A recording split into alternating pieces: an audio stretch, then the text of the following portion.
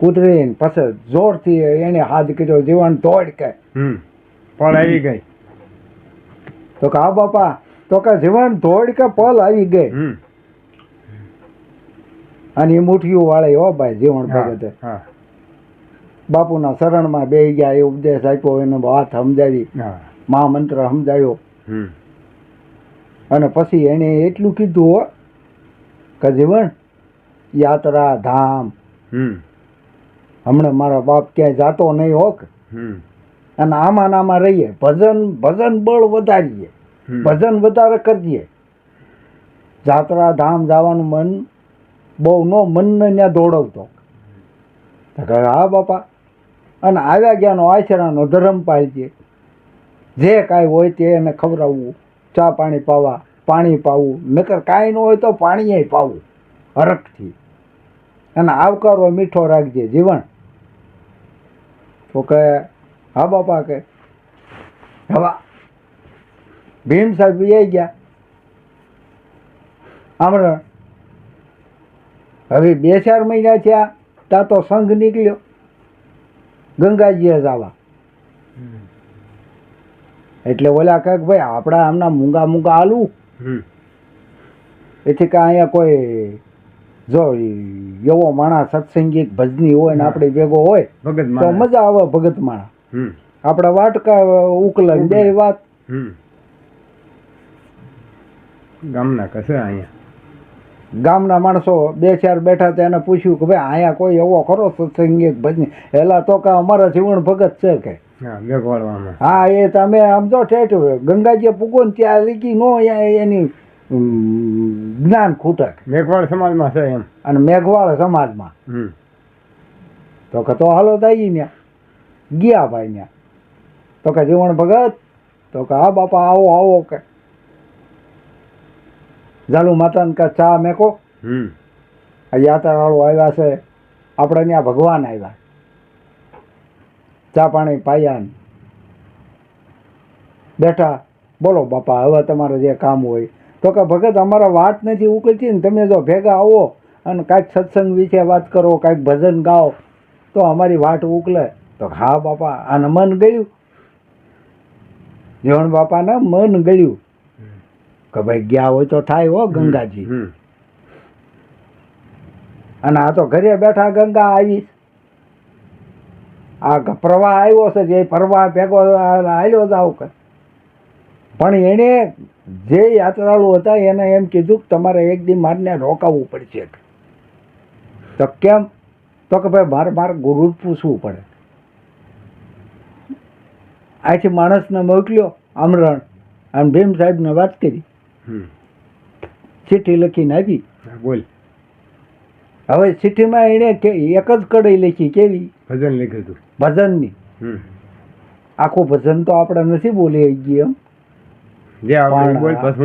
એક કડી બોલીએ કે ભાઈ આ મંડળું માને ને મમતાળું વાળે ગોળીને કે હું વાડામાં લાવું તો આ પટેલ જાય છે પરબારું, આનું મારે શું કરવું?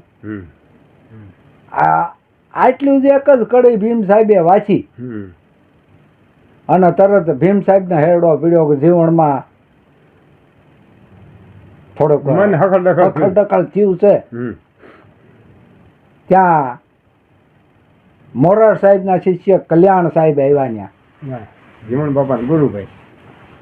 અને કલ્યાણને કીધું એને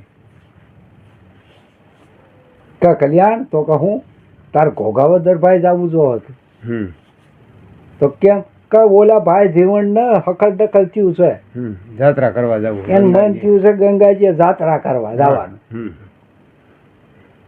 તો કે બાપા આવું થયું છે? તો કે હા. તો કે લાવો હું જાઉં, પણ કે જા ખરો, પણ આ મારો સંદેશો લેતો જા. અને ત્યાં જઈને એને વાંચી અને ગાયને કેજે, નકર એમનો દહીં નો વિયો આવતો.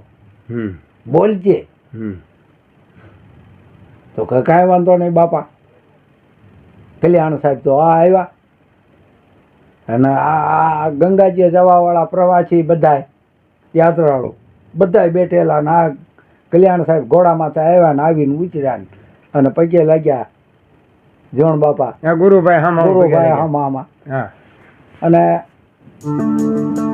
બેટા તો કે બાપા અચાનક તો કે બાપા તમારો કાંઈક ન્યા સંદેશો ચિઠ્ઠી આવી અને આવડો આ ખેતીઓ આવ્યો ને એટલે બાપાએ મને મોકલ્યો હતો સંદેશો તો ભાઈ સંદેશો તો જીવન ભગતને દિયા પણ કે એ બાપાએ તો મને કીધું છે કે વાંચીને કહેજે મેં તો એની રીતે ગીતામાં નાખી છે પછી જે વાંચે હું ગંગાજી જઈ આવું પેલા વાંચી દીજે કલ્યાણ દાન તો તું તારી રીતે ઠપકો દે કલ્યાણ દાન કાંઈ વાંધો નહીં પછી એને સંદેશામાં ભીમ સાહેબે શું કીધું કે જીવન ન્યા રાખી વાગન્યા અનહદ પૂરા જીલમિલ ગોતવામાં આસન જળ હળ વરહે જેમ મેનુમાં નિર્મળ નિવા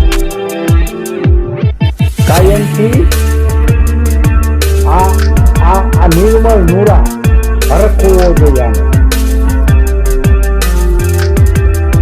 આનો હરખ થવો હરખનો ઉલ્લાસ હોવો જોઈએ આપણને આ ગુરુએ જે કઈ આપ્યું છે એની માટે એવો ભાવ હોવો જોઈએ પેલા તો પછી જીવણ કલ્યાણ સાહેબ જીવણ બાપાને કહેવા લાગ્યા કે ભાઈ બીજી સોપાઈમાં કે અખંડ રણુકારામાં હોય રહ્યા જીવન કરબીન વાંજા વાગે પણ સુરતા ઠેકાણા રાખીને સાંભળો ને ધૂન ભલે ગગનમાં ગાજે પછી ગાજે ધૂન પછી તને સંભળાય તારી સુરતા ઠેકાણા છે ને તો તને ધૂન સંભળાય પણ સુરતા તારી ક્યાંય ભમતી હોય અને તું ભજન બોલ ને તો તારું કોઈ લેખ લાગવાનું નથી આપણે ગાઈએ તો ગાઈએ ભજન પણ એનો મોગ શું છે એ પેલા જાણો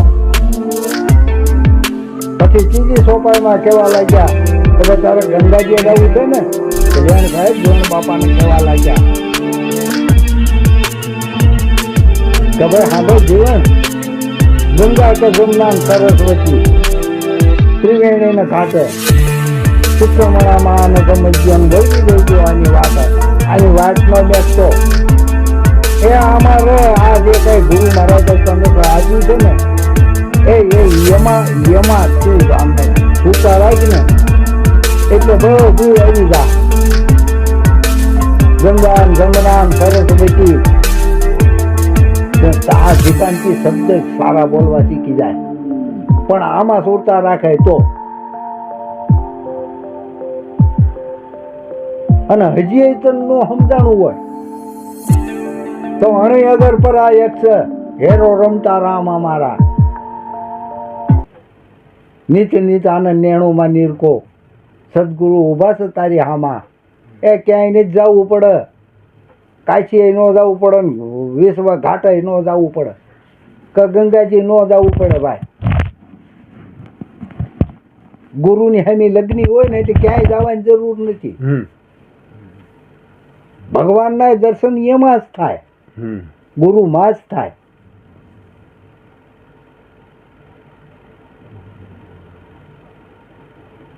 કલ્યાણ કેવા લાગ્યા પાછા કે જીવન હજી આમાંય તને હજી બરોબર ન સમજાણું હોય ને તો સાંભળ કર નુરત અને સુરતની કર સાધના પણ પ્રેમ વિના નહીં પાવે પ્રેમ પેલા જોવામાં પ્રેમ વિનાના જો ભાઈ માણસ છે ને એનો પ્રેમ ન હોય ને તેથી ખીજાણે હોય ને રોટલા કરતી હોય ને તેથી એમાં ભમરા પડે બાપા અને એ હરખથી ગઈ હોય રસોડામાં ને પછી આવે ને તો ખાવાની મજા આવે તો કે ભાઈ નૂરત સુરતની કર સાધના પ્રેમ વિના નહીં પાવે પછી કે તારું અંધારું મટી જાય અંતર તણું પસ્તન નૂર નજરોમાં આવે એમનામાં આ રેઢું નથી પડ્યું